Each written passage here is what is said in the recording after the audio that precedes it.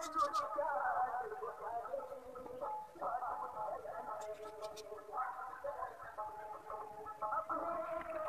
Hello friends, नमस्ते। आज हम बात करेंगे ये मिनी इकजोरा के बारे में।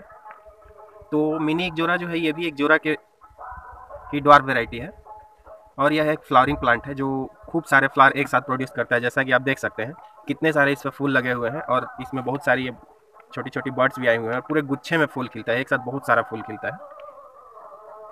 और यह जो पौधा है ये रूबिएसी फैमिली से बिलोंग करता है और इसके लगभग 562 प्रजातियाँ पूरे विश्व भर में पाई जाती हैं। यह एक बहुत ही सुंदर फ्लावरिंग प्लांट है। इसका जो स्टाइल है ये देखिए, इसके जो पेटल हैं चार चार के इसमें आता है, चार चार के ग्रुप में इसके पेटल्स रहते हैं और इसमें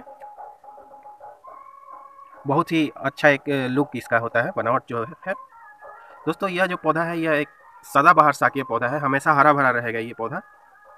और इसकी जो पत्तियां हैं ये बहुत ही अच्छी होती हैं और थोड़ी मोटी होती हैं, ये देखिए इस तरह से। तो इस तरह की इसकी पत्तियां होती हैं। दोस्तों यह जो पौधा है ये लैंडस्केपिंग के लिए बहुत ही सूटेबल पौधा है। ये कहीं भी लगा दीजिए तो बहुत ही अच्छे से ये पूरे तरह से फैलता है और इसमें जो है ग्राउंड को अच्छा कवर करता है ये। दोस्तों यह जो पौधा है ये यूनाइटेड स्टेट फ्लोरिडा का नेटिव पौधा है और यह जो पौधा है ये इसके फूल बहुत सारे कलर में आते हैं और ये आपको नर्सरी में 50 से 100 रुपए में ये पौधा मिल जाएगा बहुत आसानी से। दोस्तों इसके जो फ्लावर होते हैं लाल, नारंगी, पीले, गुलाबी इत्यादि कई रंगों में आते हैं।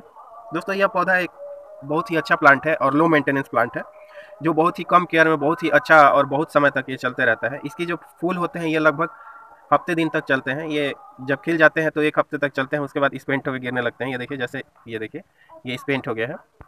तो इस तरह से ये बहुत ही अच्छा प्लांट है किसी भी गार्डन में लगाने के लिए। दोस्तों यह पौधा बहुत ठंडे जगह में नहीं चल पाता है, या फिर अगर सर्दियों का सीजन हो और बहुत ज़्यादा ठंड हो तो इसमें इस पौधे को बचाना पड़ता है, इसको इंडोर रखना पड़ता है, नहीं तो ये पौधा खराब हो जाता है।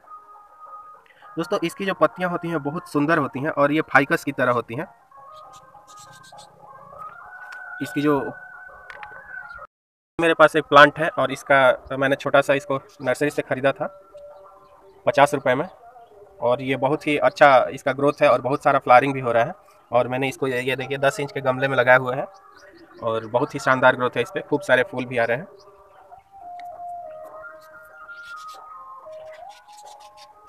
और ये देखिए बहुत सारे बर्ड्स भी आए हुए हैं इस पर।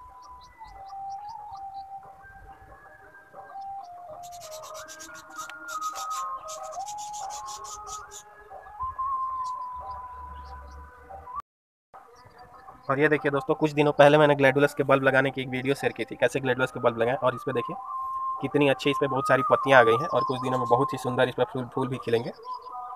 तो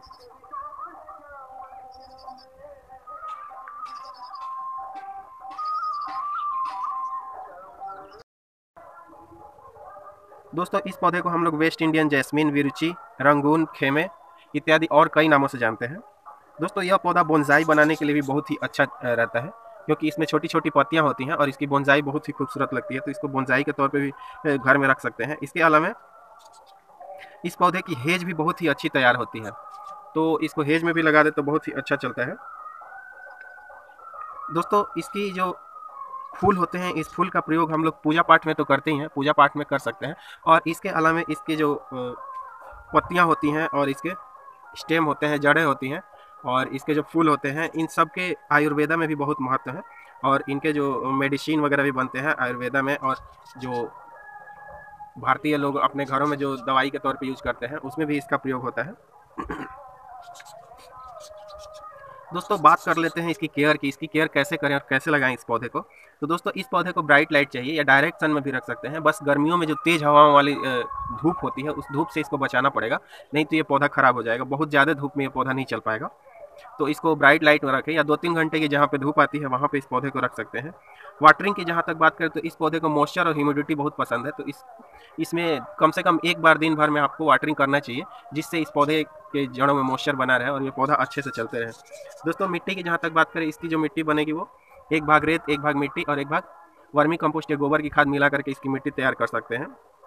फर्टिलाइज़र की जहाँ तक बात करें, फ्लावरिंग सीजन में हम इसमें लिक्विड फर्टिलाइज़र का स्प्रे कर सकते हैं हर 15 दिनों में, और इसके बाद से हम इसका जो बसंत ऋतु में हम इसकी एक बार अच्छे से गुड़ाई करके और या फिर 2-3 सालों में एक बार रिपोर्टिंग करके इसमें अच्छे से वर्मी कंपोस्ट या गोबर की खाद मिलाएं, तो ये पौधा बहुत ही अच्छे चलते रहेगा। दोस्तों इस पौधे को प्रूनिंग की रिक्वायरमेंट बहुत ही ज़्यादा होती है, क्योंकि हम इसका जो शेप है वो बिगड़ जाता है बार बार। देखिए ये जैसे ऊपर आ गया है और ये इधर से चौड़ा हो गया है, तो जैसे ये फ्लावर खत्म होंगे हम इसको अच्छे से यहाँ से प्रून कर देंगे, तो इसको क्या है एक अच्छा शेप मिल जाएगा और ये एक गोलाकार आकृति में इसकी शेप बन जाएगी।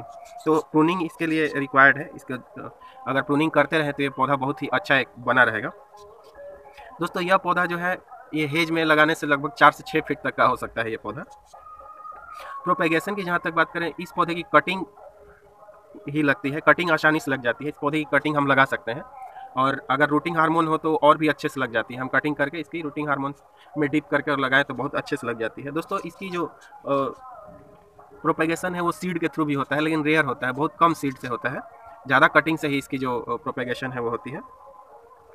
दोस्तों यह जो पौधा है लैंडस्केप में एकदम लो मेंटेनेंस प्लांट है। इसकी कोई खास केयर की ज़रूरत नहीं है, बस महीने 15 दिन में एक बार इसकी अच्छे से जो प्रूनिंग करके और इस पर कोई भी जो लिक्विड फर्टिलाइज़र होता है उसका स्प्रे कर देते हैं, तो ये पौधा अच्छे से चलते रहता है। दोस्तों इसमें जो कुछ डिजीज होते हैं, जैसे कि रूट में फंगस लग जाते हैं, तो ओवर वाटरिंग के कारण होता है। तो इस पौधे को ओवर वाटरिंग से भी बचाना चाहिए। बहुत ज़्यादा पानी इसको देने से ओवर वाटरिंग हो सकती है और ये पौधा ख़राब हो सकता है। इसके अलावा इस पर कुछ स्पाइडर माइट्स और एफिड्स का भी खतरा होता है, और जब ये लग जाते हैं इस पौधे पर तो इसको हम लोग इंसेक्टिसाइड का इस्तेमाल करते हैं। जो मार्केट में इंसेक्टिसाइड मिलते हैं हम उसका प्रयोग कर सकते हैं। दोस्तों हम चाहे तो इसकी जो मिट्टी है, मिट्टी के पास हम लोग मल्चिंग भी कर सकते हैं, मिट्टी में मॉइस्चर बनाए रखने के लिए। तो